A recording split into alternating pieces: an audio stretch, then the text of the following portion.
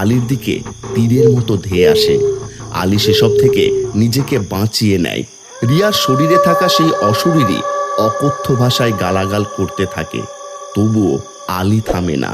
তখনই হঠাৎ বাইরে উঠোনে মিনতি চিৎকার করে মাটিতে পড়ে যায়। তার শরীর ধনুকের মতো বেঁকে গেছে, তার মুখ দিয়ে কালো ধোঁয়া বের হচ্ছে। আমাকে বাঁচাও দিদি, সব বন্ধ করতে বলো।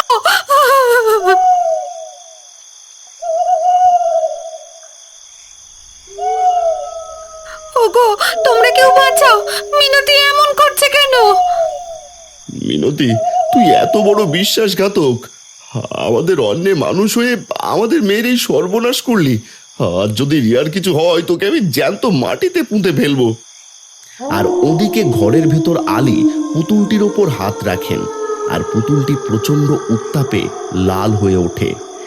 ওরে অভিশপ্ত শয়তান, তোর তান্ত্রিকের জাদু আজ ধুলোয় মিশবে।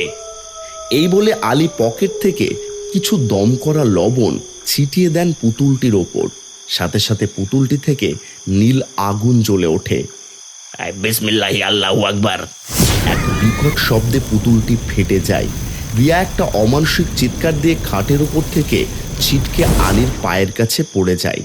তার শরীর থেকে কালো ধোঁয়া বের হয়ে জানলার কাঁচ ভেঙে বেরিয়ে যায়।